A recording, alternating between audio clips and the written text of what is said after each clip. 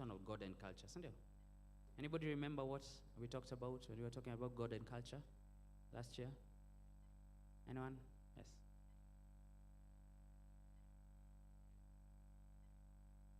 Let not your culture decide who you are. Okay, sweet, good stuff. Also, Kendra, do I have 3 offering bags or 1 or 4? 3. I'm missing 1 offering bag. So if it got to you and you didn't know who to give it to and you kept it on a seat somewhere, thank you very much. Awesome. Okay, thank you.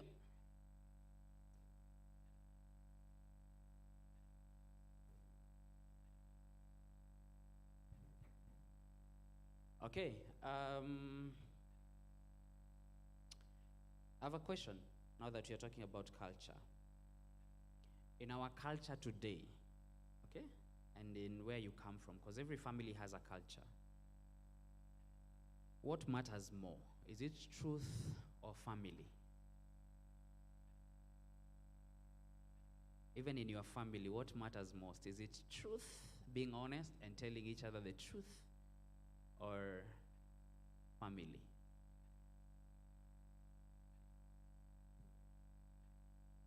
Would you rather tell the truth or keep the peace? Share it with your neighbor. What would you choose? In our family cultures, okay, would you rather tell the truth that has the potential of disrupting the family unity, or would you rather not tell the truth and maintain the familyness?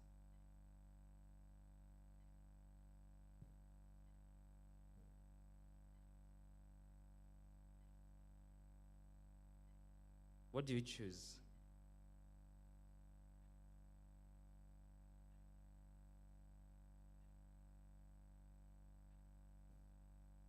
Okay.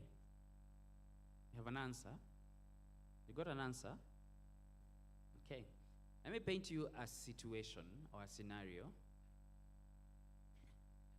So there's a university student who discovers that his older brother has been stealing money from the family business. Okay? And then when the parents find out, they ask the student not to report it or confront the brother publicly, because it will bring shame to the family. So the student feels that telling the truth and holding the brother accountable is the right thing, but the family insists that protecting the family name is more important. So if you think through that, so you siblings, it's you and your sibling, you realize that your older sibling, or you are the older sibling, and then your younger sibling comes to you and tells you that he or she knows that you have been stealing money from the business, your family business. And it's a place for, you have the opportunity to either share it out or confront directly in that moment, there and then. Like you just walked in and you saw, okay, stashing some money. And your parents are like, please don't. We want to safeguard our family. So would you tell on him, or would you keep it quiet? Would you keep it hush-hush? Turn to your neighbor. Talk to them. What would you do? What would you do?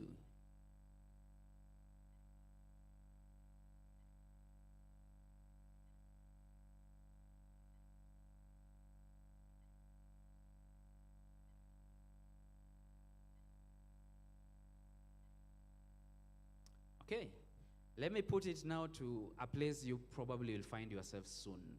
Okay? You've cleared your, let's say, it's A levels or something. You'd want to go, you have an opportunity to go abroad to further your studies. Okay? But your family runs a family business. And they don't want you to go abroad to continue with your studies. They want you to go and run the family business so that you can continue supporting the family. what would you do? Remember, this is just a discussion among you guys, so you have to discuss this with the person that is either around you or close to you. What would you do? Discuss. 5 marks. 5 marks. You have an opportunity to go continue with your studies abroad, but your family wants you to stay back home and run the family business. What do you do? I'm interested to hear some of these answers, so you better discuss because I'm coming. I'm coming to hear these answers. It's duty versus personal freedom.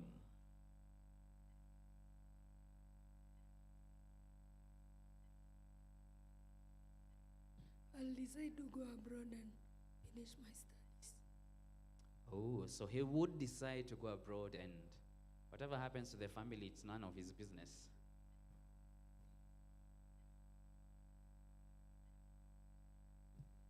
I would also go abroad and finish my study. Yeah? What if this school fees is coming from the family business?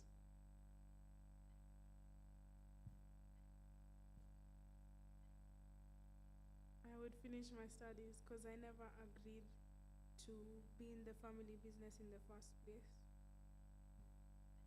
Okay. I would also go abroad. You guys will just ditch family and go. Like, guys, see ya.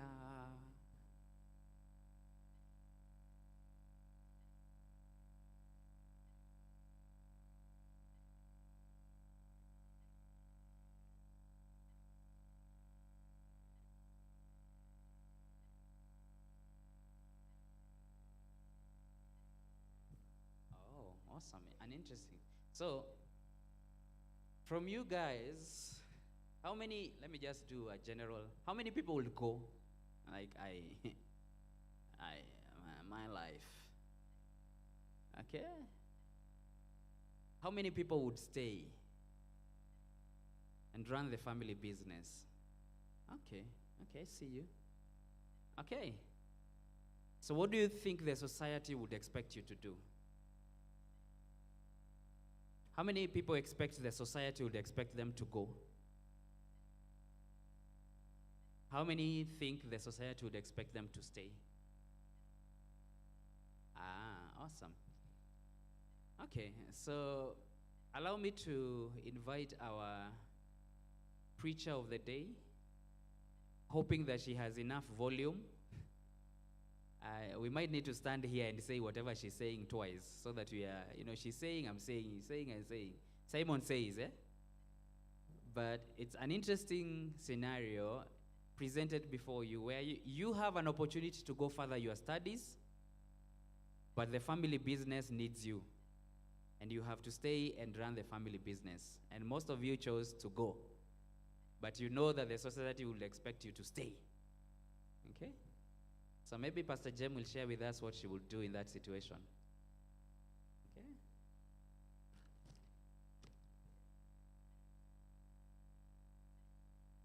Let's pray for our preacher of the day. She has borrowed voice. So Heavenly Father, may you use this vessel. May you be with her, may you guide her, may you give her strength. As she delivers your word, may you speak through her, and may you heal her even as she continues to do this. We pray that you will walk with her throughout this sermon, and may it do what it intended to do. So we love you and we worship you. In Jesus' name we pray. Let's appreciate Pastor Jem. Her being here is a miracle today, eh? Good morning. I did not have a voice until 3 a.m. today, so I'm here suffering for you guys. So excuse me, I have a whole flask of dawa here that I need to keep sipping so that my voice holds until the end of the service. Can you hear me? Yeah, I don't usually sound like this. Yeah, this is love, guys. I'm here because of love. This is how much I love you. I'm willing to suffer for you guys. Also, Pastor Gibson really begged me, please just come. He didn't want to preach, so here I am. Anyway, turn to your neighbor and tell them, I need you to amplify your ears so that you can hear.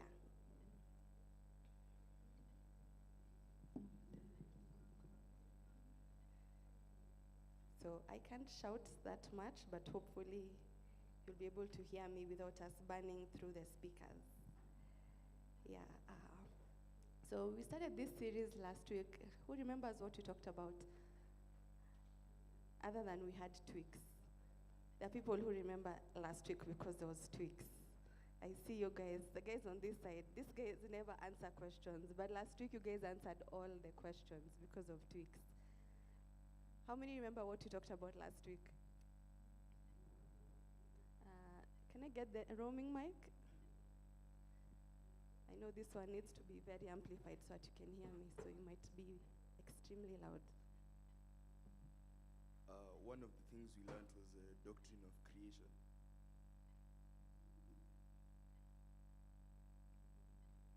We learned about the doctrine of creation. It's just like, I don't know, but it sounded deep, so that's what he remembers. This side. Let me get a roaming mic so that I don't walk too far. Oh, yes, Gift, help me. Pass the mic.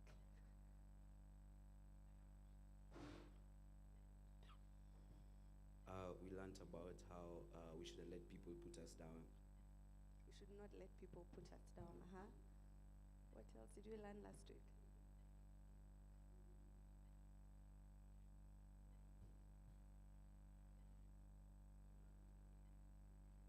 We learned about the theology of suffering. The theology of suffering.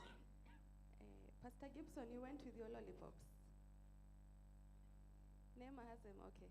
The 3 people who've answered, you need to get lollipops to them. One more person. One more person, there's another hand there. There's a hand here. Oh, you just answered, okay. Someone else. One more person. Tell us what was said last week. That side, you guys are just like, we don't do lollipops. If you remove chocolates, we'll answer you. I see you guys. Yeah. So, Rebella was here explaining to us that we are not our circumstances. So the first thing she said is that you're not your physical appearance. It's great that you're tall, you're short, you're big, you're small. You're not your physical appearance. The other thing she said is that you're not your struggles. So some of you identify yourselves based on the struggles that you have, based on your mental health issues, based on the diabetes you're dealing with. And she talked about your struggle does not make who you are. And then finally she said, we are not the things we own or the things that happen to us.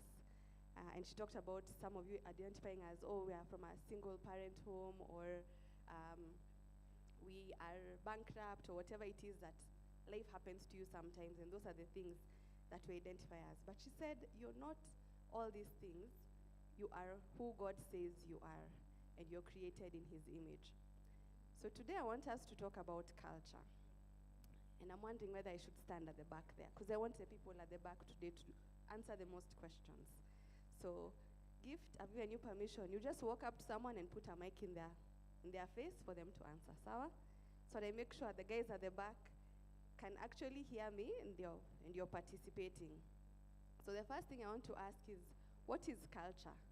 So just go to the back and pick on somebody random for them to tell us what culture is.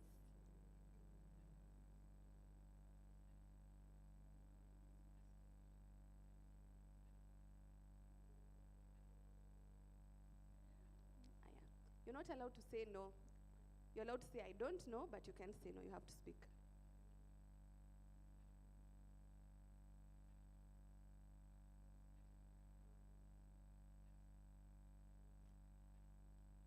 What is culture? Culture is like a tribe that you have, like what it is. Yeah. You've not explained anything. You just said it's a tribe that you have, what it is. It's like, what's the sun? The thing that shines? Yeah. We still haven't explained what it is. I pick somebody else on that side. People's way of life. People's way of life. Yes, that's actually all culture is. But before we get to that, let me ask you a couple of questions. And this is self-reflection. So if you're talking to your neighbor, I want to know what you're telling them. So this is self-reflection questions. The first question is, have you ever done something, gone somewhere, or bought something because the culture around you said so, not necessarily because you wanted to?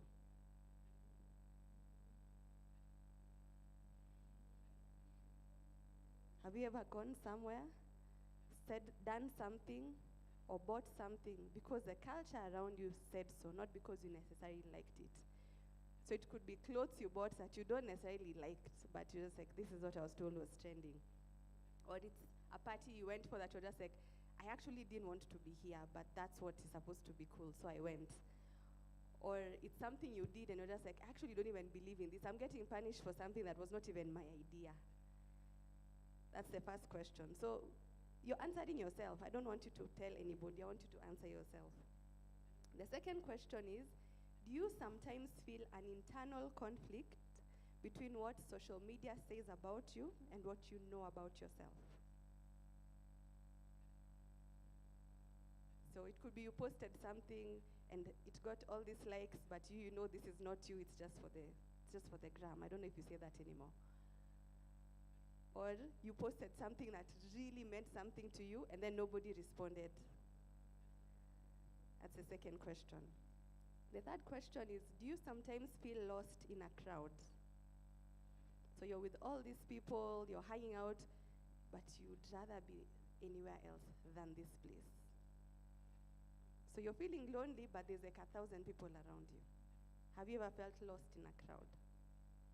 And then finally, do you sometimes struggle to understand why you're the way you are? Maybe you've gotten into a fight with your parents and they ask you, why are you like this? Okay, I'm those parents who are guilty of asking those questions. I look at my kids, I'm like, why are you like this? Like, we had this conversation. You're not supposed to touch that. Mommy said don't touch, and then you went ahead and touched it. Or my son is just a proper 3-year-old with energy from I don't know where. He just climbs everything. He pulls everything. He destroys everything. He opens everything. I'm like, why are you like this? But the reality of it is that he's a boy and he's 3, so that's why he's like that. But I can't help but ask that question when I'm extremely frustrated with him not behaving the way I expect that he should behave. So do you sometimes wonder why you're the way you are? Maybe it's your parents who asked you that question. Maybe it's your friends who've asked you that question. Maybe it's just something you've thought about and wondered, why am I the way I am? I seem to be very different from other people. So let's come back to what is culture. And culture simply means a certain way of life for a group of people. Now, the thing about culture is that it's complicated because culture is not one thing. Today, our culture dictates that this is cool, tomorrow, cool has moved on. Let me ask you something. Who can define for me what cool means? What's the definition of the word cool?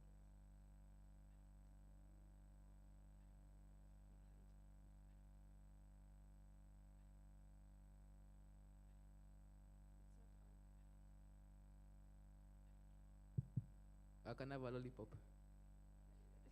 No, you have to first define what cool means and then you can have a lollipop. What does cool mean? Is a hand on that side? Okay. There's a hand here and one on that side.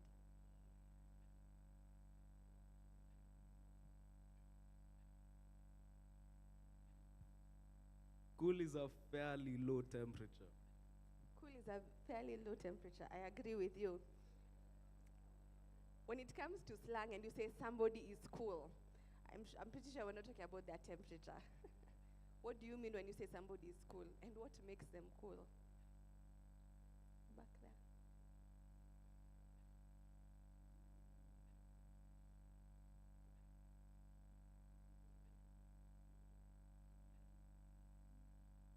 Something that makes someone socially acceptable or popular or liked by many, or something that inspires people to do the same thing. Wow, that's a very thought out definition. Give her 2 sweets for that one. So I have a follow-up question. So if you're not cool in one circle, does it mean you're just in the wrong place? Because if it's about socially acceptable, then if I'm not cool here, all I need to do is just move somewhere else and I'll be cool. Because y'all don't get me, so I need to find people who do. So does that, there's a hand here. Gift, there's a hand here. Actually, I might get to you faster. You can be in the right place just with the wrong people.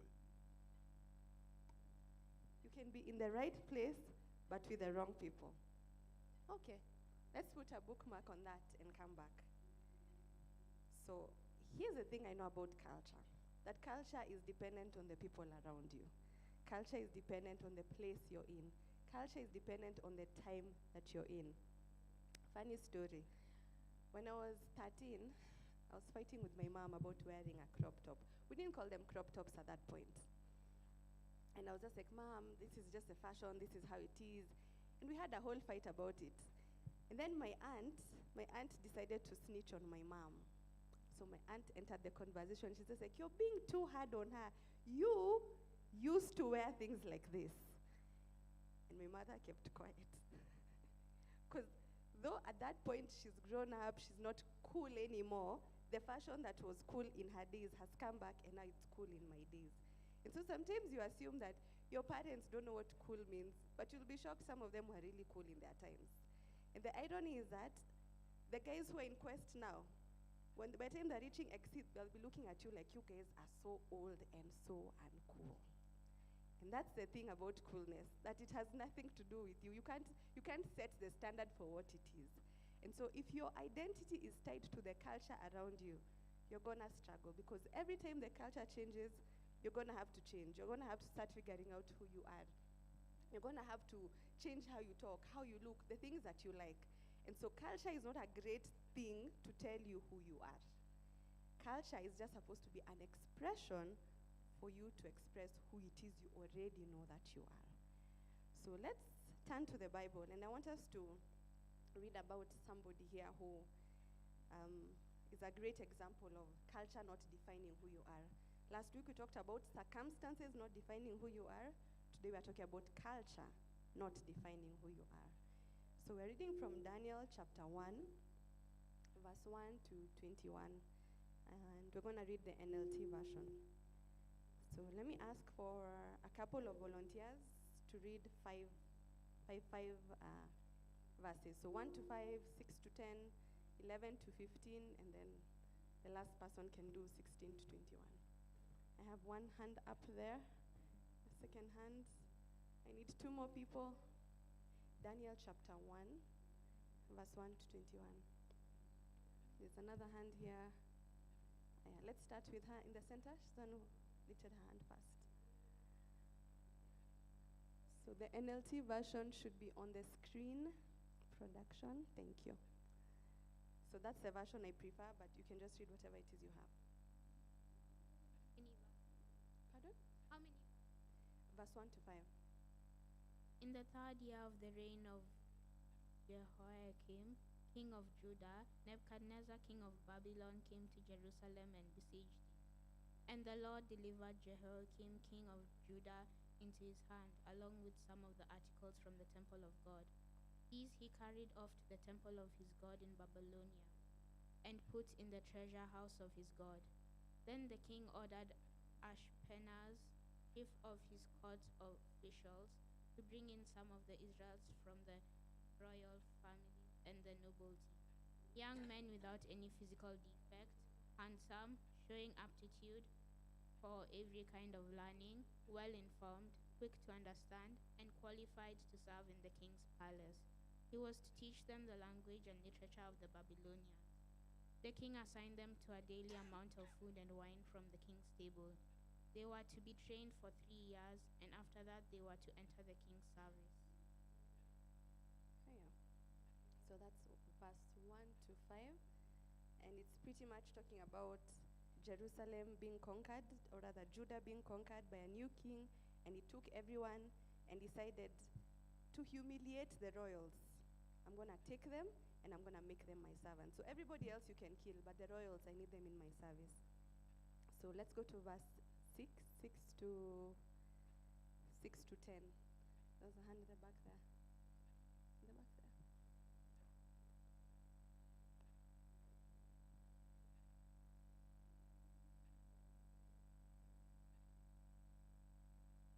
Daniel, Hananiah, Mishael, and Azariah were the four of the young men chosen, all from the tribe of Judah. The chief of staff renamed them with these Babylonian names. Daniel was called Belteshazzar, Hananiah was called Shadrach, Mishael was called Meshach, and Azariah was called Abednego. But Daniel was determined not to defile himself by eating the food and wine given to them by the king. He asked the chief of staff for permission not to eat these unacceptable foods. Now God had given the chief of staff both respect and affection for Daniel.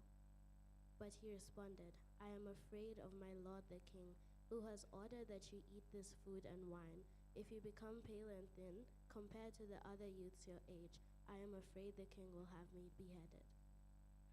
Thank you. So here we get introduced to four people.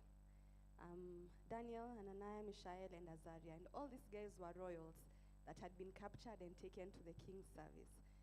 And the new kingdom was just like, we don't like your names. We're going to change up your names to suit our culture.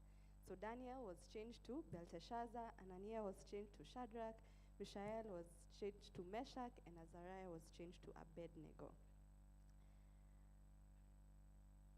Okay, I had a thought, but it can go a different direction, so let me stick to what I'm talking about here. Let me ask you randomly, all these celebrities, who's your favorite celebrity currently? Who's your favorite celebrity? Okay. Let's talk about Speed because everyone was talking about him. What's his real name?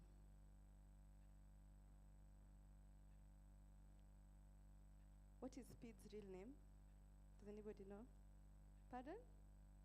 His full name. Say it. His real name is Darren Watkins. His real name is Daryl what? Okay. Do you think that's a name that you would have used if you wanted to be as famous as he is?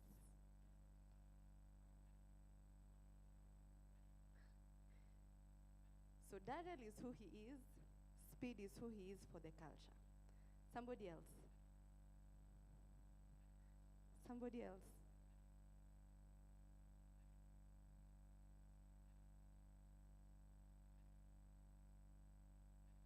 Mr. Beast is called Jimmy Donaldson.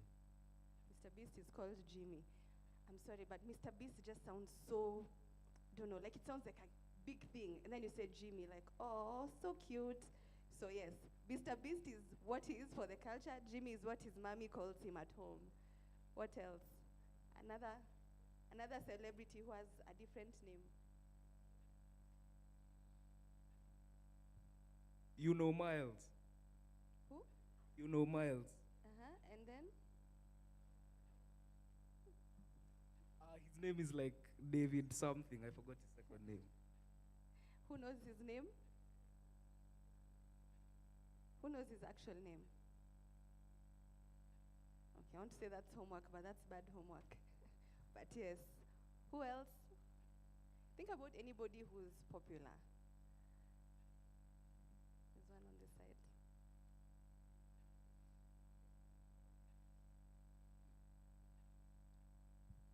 Bukayo Saka. Who? I don't even know who that is. Okay. What's his actual name? You don't know?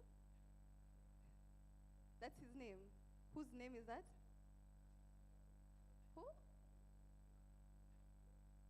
Oh, sorry. That's why I don't know who he is. I've not followed football in like 100 years. I should not give you the exact figure. Anyway, I think you guys are getting my flow. That there's something that you are for the culture, and then there's who you are. And many of these celebrities are very clear on where that distinction is. I remember listening to, I don't know if, are the Kardashians still a thing? They're not? I don't know. I was listening to an interview, don't ask me why. I was not looking for it was just where I was and that was what was playing. Khloe Kardashian was being asked about her kids, and she said her kids are not allowed to be on social media. And there's something that she understands that most of us don't understand. You create trash for other people's children to consume, but you protect your children because you know everything on social media is not real. So she said until they're like way older, she's not going to allow them to be on social media because who people are in culture is not who they really are. So all these guys have created a persona, and that's what you guys are into, but the reality of it is that even they are not the people that you think they are. And so this is the same thing that happens here in the Bible, that these guys are taken into exile and they're in a different culture.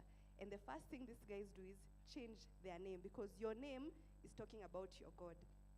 How Israel used to name their people is that your name speaks into the lineage that you're in, into the God that you worship and the things that you believe. And so the first thing this foreign king did is let's switch up their name so that we take away their identity. Your name is a big part of who you are. So if we can take away their names, we can switch up their names, we can take away their identity. And that's the first thing they do. So let's go to verse 11, because now after their names have been changed, this young guy, Daniel, says, you know what? Fine, you've changed my names. I don't have authority over that.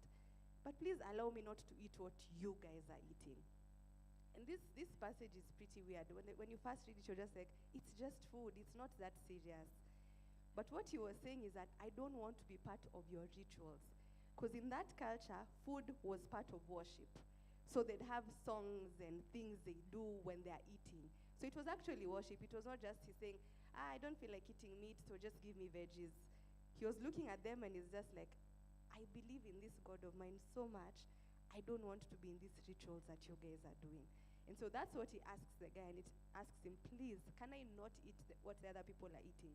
Because him eating their food means he's gone into their spaces, they're having all this ceremony, there are probably all these random people dancing and doing weird things, and that's how the meals would be had. And the chief of staff says, Daniel, I think you're a good guy, but dude, I'm just doing my job. The king could have me beheaded if he comes and finds you're thinner than everybody else. And so please just go and eat what everybody else is eating, because that's what we are supposed to do. And then now we come to verse 11. And this is what Daniel says. Let me read it. Daniel spoke with the attendant who had been appointed by the chief of staff to look after them.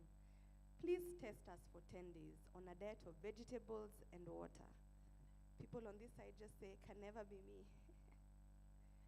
People who love meat. I'm seeing all the meat lovers, like in Kendra, you're all seated at the front. The first time I read this verse, I was just like, hey, Daniel, you're strong. Vegetables and water. That sounds like suffering to me. May I need meat with every meal I have. Anyway, verse 13, at the end of the 10 days, see how we look compared to the other young men who are eating the king's food. Then make your decision in light of what you see. The attendant agreed to Daniel's suggestion and tested them for 10 days. Verse 15, at the end of the 10 days, Daniel and his 3 friends looked healthier, better nourished than the young men who had been eating the food assigned to the king. So after that, the attendant fed them only vegetables instead of food, with wine provided for the others. That's verse 16. Verse 17, God gave these 4 young men an unusual aptitude for understanding every aspect of literature and wisdom. And God gave Daniel the special ability to interpret the meanings of dreams and visions. Let me have one more person read 18 to 21. The very back there.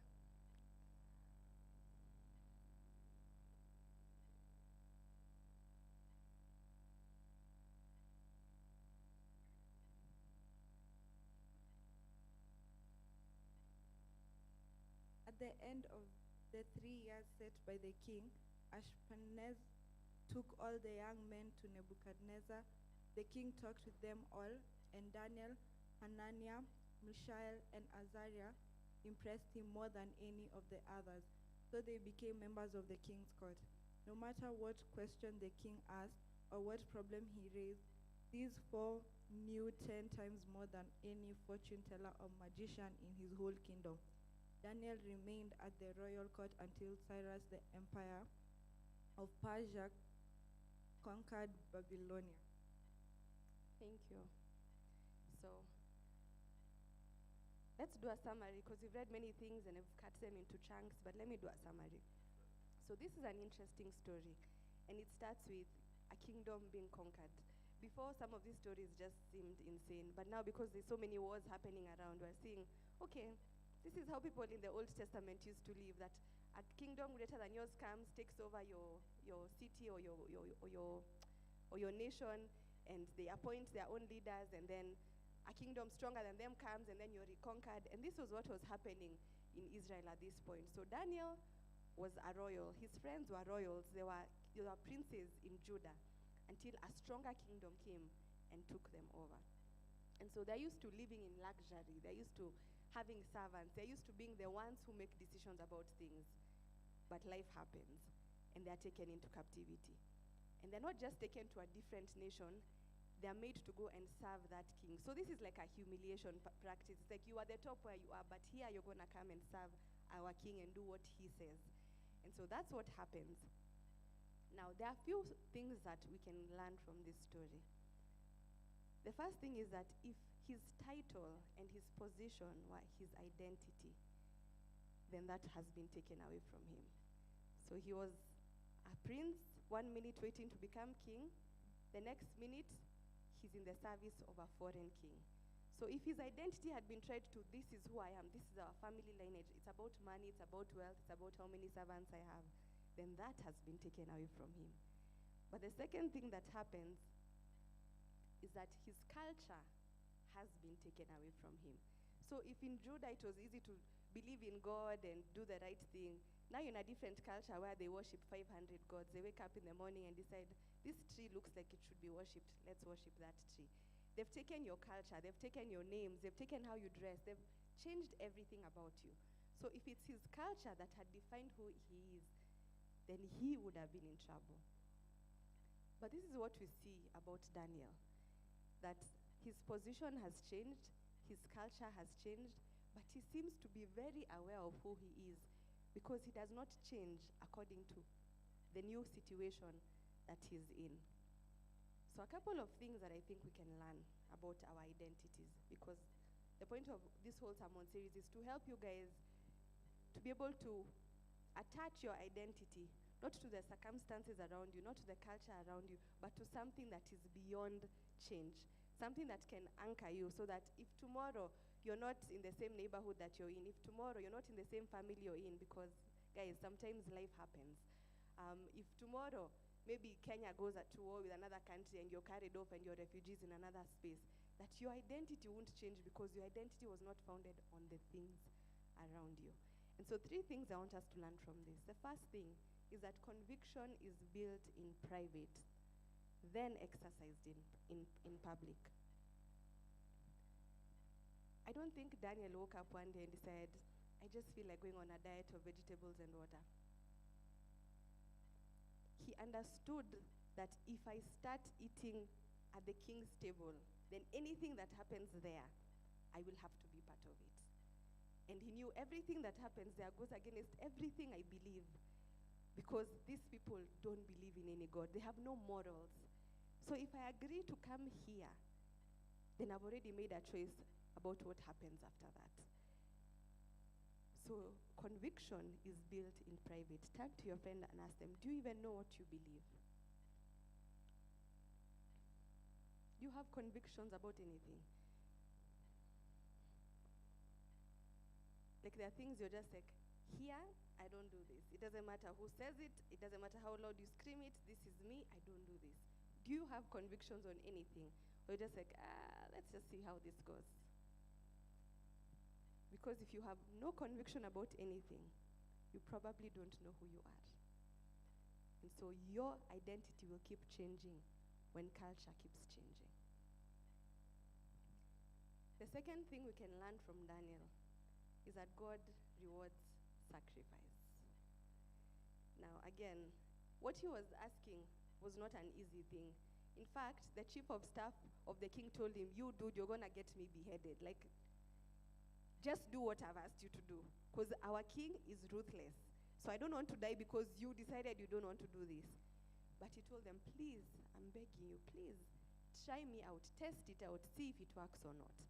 And this is what happened.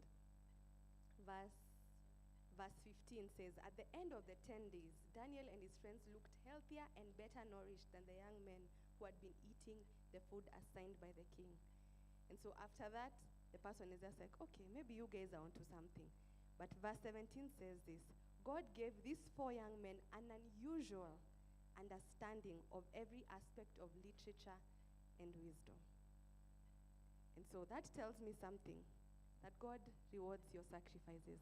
Some of us, the reason why we don't have convictions about anything is because you don't want it to get uncomfortable. You don't want for people to look at you weirdly. You don't want to be alone. You don't want to be left out. But here is the thing. The minute you choose to make that decision, God will honor that sacrifice. But as long as you're just there deciding, I don't like this, but let's just flow anyway, you will keep going through the back and forth conflict. You know that this is not working. You know that this is not right, but you'll keep going back and forth. And God is seated there watching you, waiting until you're ready to take a stand on something. And then he'll support you in that stand. And it's interesting that it tells us that God gave them wisdom above everyone else. And then the last verse, verse 21 says, "Daniel remained in the king's service until the reign of King Cyrus." Daniel actually served 3 kings. This nation would come, so this was the Babylonian king. He was conquered by the Persians. They still kept Daniel. Another kingdom came and conquered them again, and they still kept Daniel because his consistency was beyond the culture. It was beyond the time. It was beyond anything that they had seen. Why? Because he chose to stand on what he believes in, no matter what happens around him. And so he was actually one of the longest serving people that we read about in the Bible, because he served different kingdoms. And he didn't change. Every time a new king would come, they'd be like, "No, you have to bow to our kings." And he's just like, "No, I'm not doing that." And then they'd get into something dramatic. That's how he was thrown in the lion's den and God saved him. That's how, there were so many things that happened. His friends were thrown into the fire, God saved them. And at the end of it, the point of all these stories is to tell you, God honors your sacrifices. So you're struggling to do the right thing because you're afraid of the consequence. But do it anyway, because God honors the sacrifice. And after people have moved on, a different culture has come, you'll still be there, you'll still be thriving, because God is with you. But if you compromise, you have to keep compromising, because every day something new will come that needs you to keep changing, to keep evolving, to keep being different. And so that's my challenge to you guys, that God honors sacrifices. So try him, test him and see whether if you make the right decision, he won't come alongside you and make sure that you're fine. But the third thing we can learn is that your identity is tied to your purpose. Now again, if it didn't really matter why we are here, we're just here to breathe oxygen and, survive until we die, then all this would be pointless, and there would be no point of me suffering to speak when my voice is barely coming back to teach you this. There would be no point to it. But the fact that each and every person seated here is created for a reason, that's why we need to have this conversation. And your identity is tied to your purpose. So for Daniel, God was sending him into a foreign nation to be a representative of who God is. And if you read the book of Daniel, you'll see a space where after he had been thrown, was it after the lion's den, or the story after that? I think Daniel chapter 6. You find how the king gave a verdict and said, "You guys, everyone, stop what you're doing. You need to worship this God of Daniel, because this God is real. Ours are just jokes here. If his God can protect him from 1, 2, 3, if he's willing to die for his God, then his God must be real." And so there was a reason that God allowed him to be captured from Judah, from being a prince to being an advisor of a foreign nation, because this foreign nation was bigger and greater and had more influence. So for that king to say, "Worship the God of Daniel," guys, he was doing more evangelism work than pastors, because he could change a bigger dimension of people. And so at the beginning, you're just like, wow, his life is so sad. He's been taken into exile. But God is just like, no, I have work for him to do in that space. And so I've allowed him to be captured because he has work to do on that side.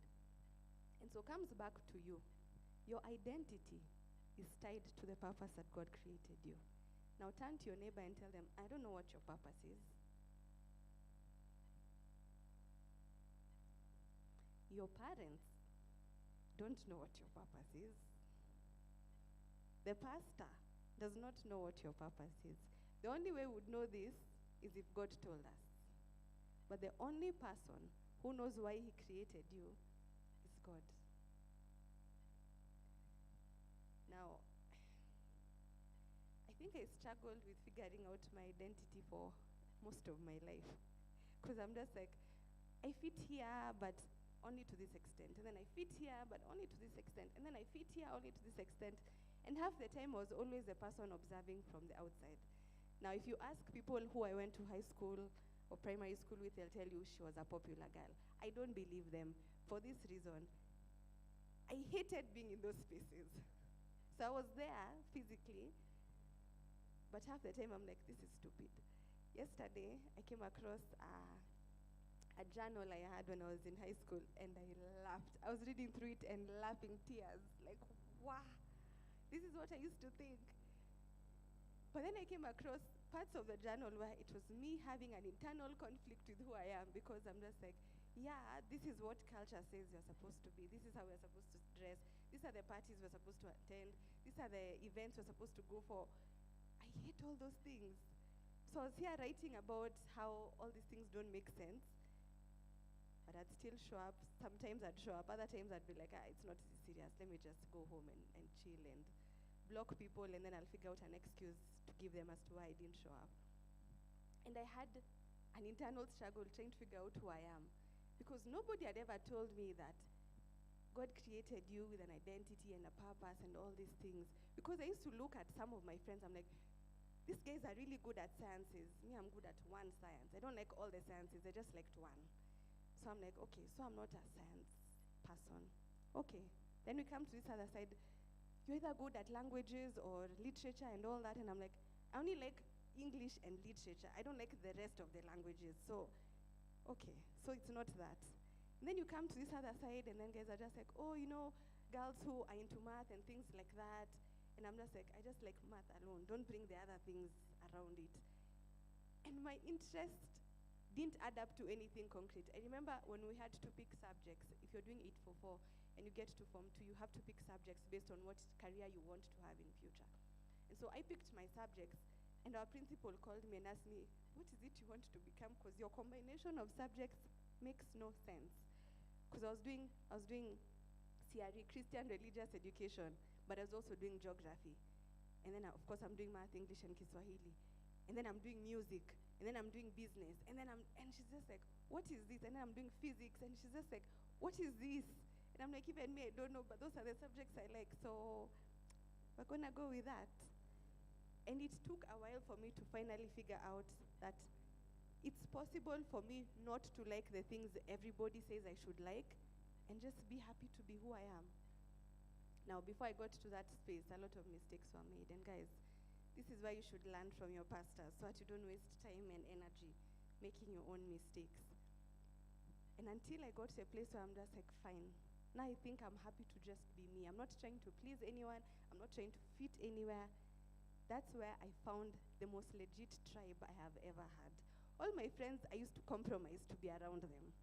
But for the first time, I got people who I'm just like, you mean there were people who would just like me for me? I don't have to change anything. I don't have to apologize for anything. I don't have to lie about why I don't know how to do certain things. There are people who would just like me for me. And that's when I realized culture is overrated. Coolness doesn't mean anything. It's just about the people that you have been around. So let me finish by saying this. Ephesians chapter 2, verse 10.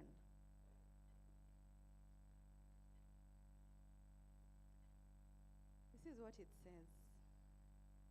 For we are God's masterpiece. Tell your neighbor, masterpiece. You don't have to believe it, but it's a fact. You're God's masterpiece. You look exactly the way He intended you to look. We didn't create you. We don't get to have an opinion about you because we are not the ones who created you.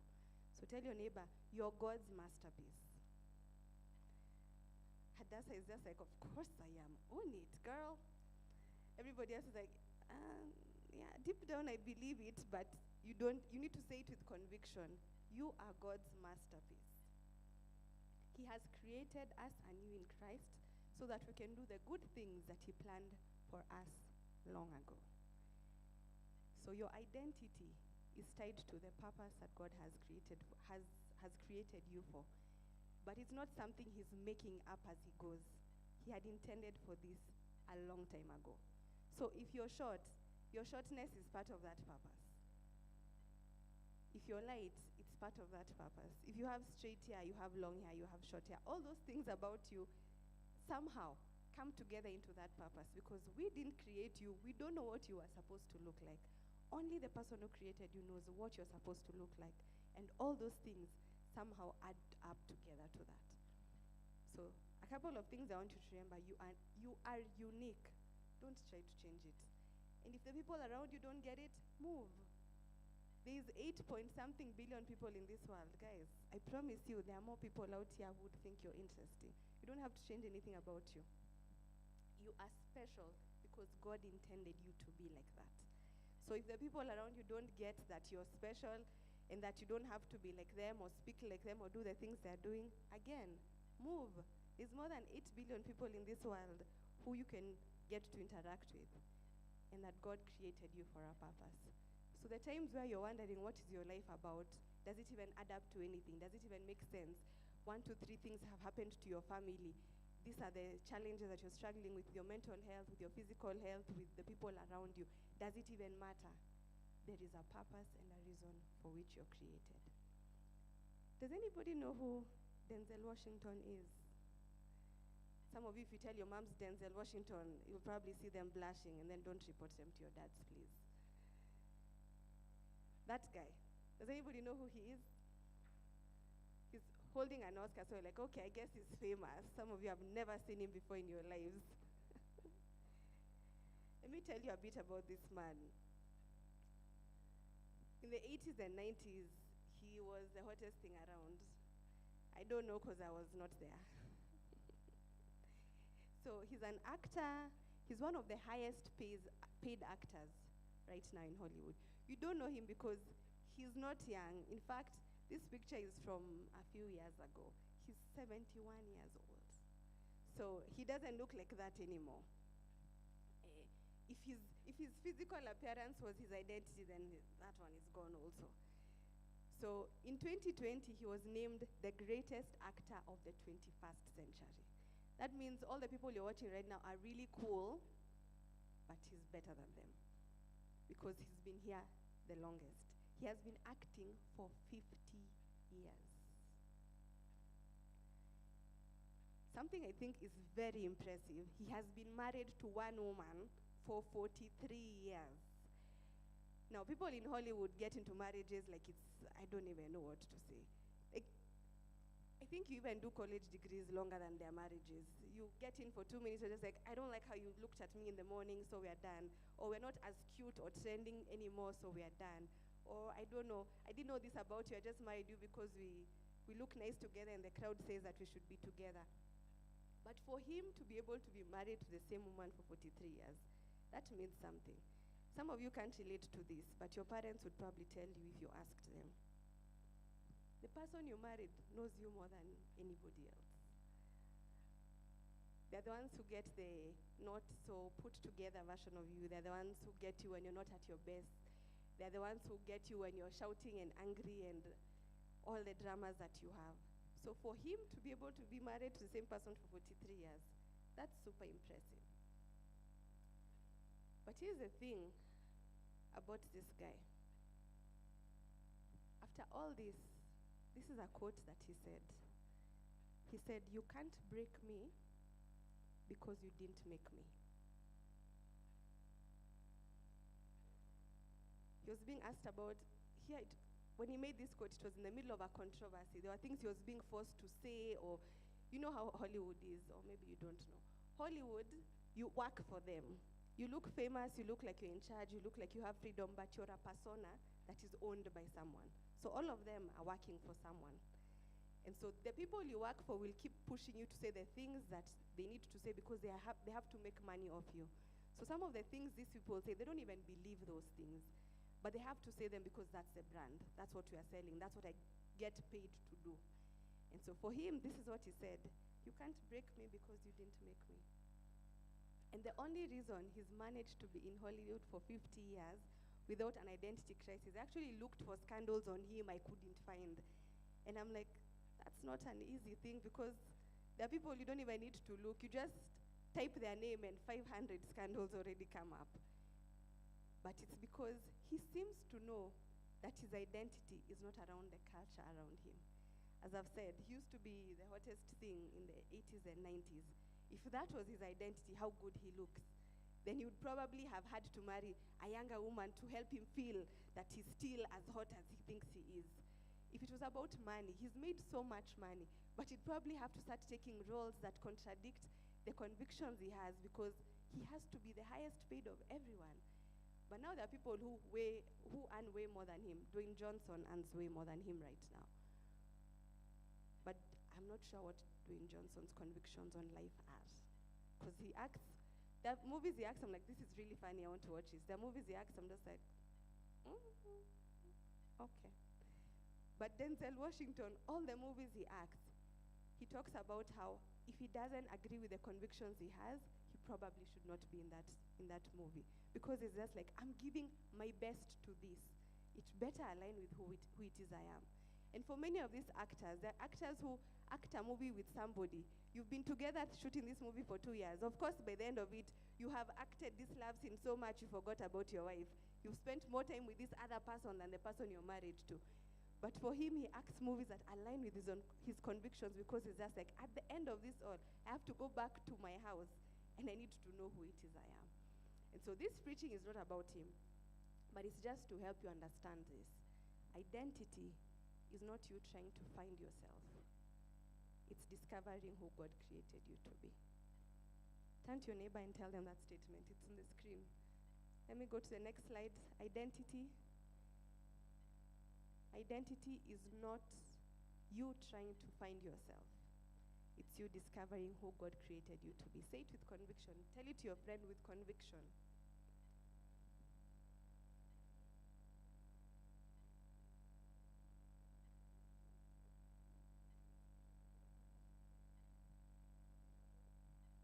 And after you've said it, let's stand to our feet.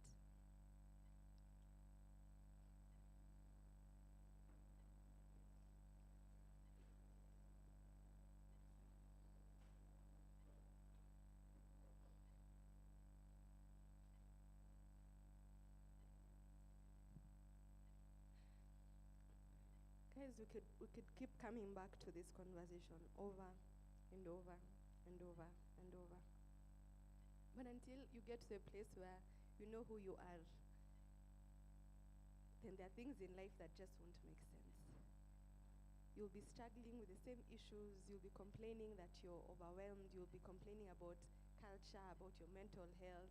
You'll be getting into fights about things you don't even believe in, because that's what you think you should do. But there's a freedom that comes in you discovering who it is God intended you to be. Because the thing about you being that person that God intended you to be is that you're completely equipped to be that. You don't have to try. It comes naturally. It's in your DNA. He put it in you already. So it's not that you're trying to work it out so that you can fit in. He's already given it to you. So it comes with freedom. It comes with ease. It comes with peace. It comes with understanding that there are things that don't even make sense now because you're in the wrong place. But once you're in a space of understanding who you are and being content in being who you are, then life begins to make sense. So I want to pray for us today that would be willing to start this journey. There are those questions that I asked you at the start. And if you've answered yes to most of them, or at least some of them, I'm asking you to invite God to help you on this journey of finding out who He created you to be. You're not finding yourself. You are not lost. You're not finding yourself. You're just discovering what was already in you to begin with. So I'm giving you a minute to just talk to God and invite Him on this journey. I know some of you even might be the most popular person in the group, but even you don't know who you are outside of that. Like the popularity becomes your identity. So you always have to be the most popular person because that's who you think you are. But you can just be and be content with just being, because you don't owe anyone anything. You don't owe anyone any explanation. You are just here for God. And so He's the only person whose opinion matters at the end of it. So take a minute, introspect, pray for yourself, and then I'll conclude for us.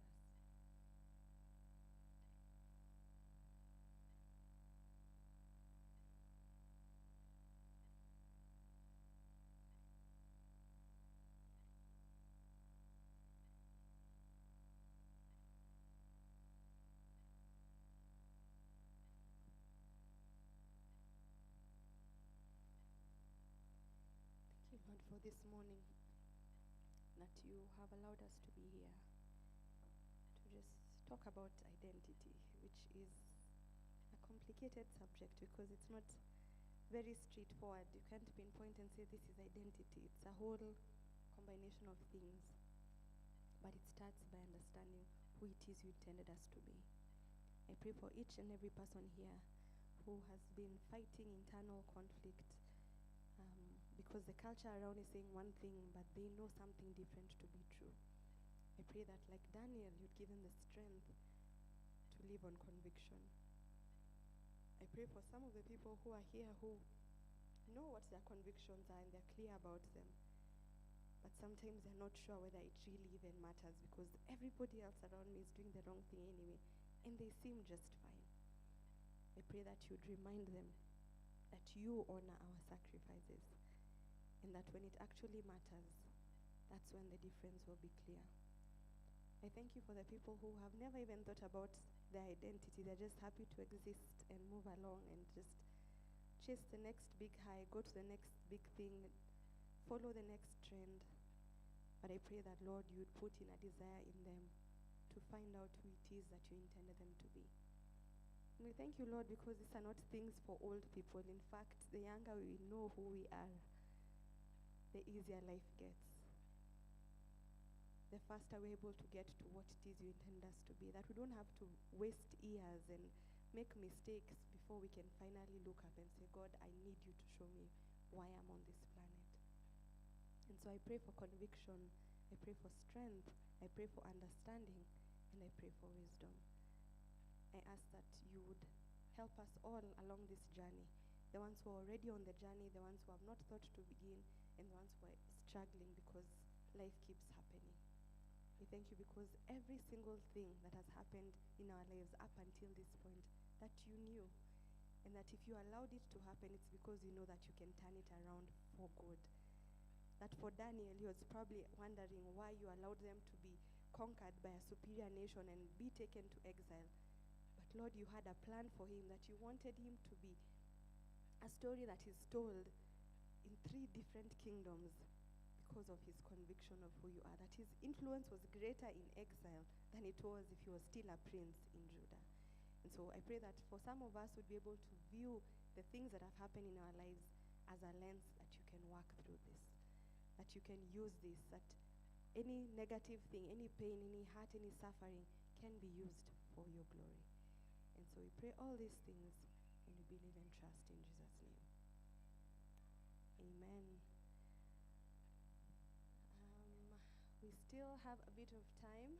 The Hyperdome is not done with their service. So there are 3 questions that I want you guys to ask in your small groups.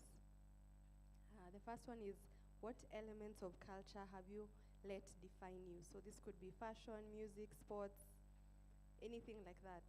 The second one is, what's something that culture says that you don't agree with and why? Some of you have convictions on things, so what is it that you don't agree and why? And finally, what stood out to you today, and what difference will it make in what you believe and how you live your life from now on? So let's get into our small groups for 15 minutes, and then you're free to leave when you're done.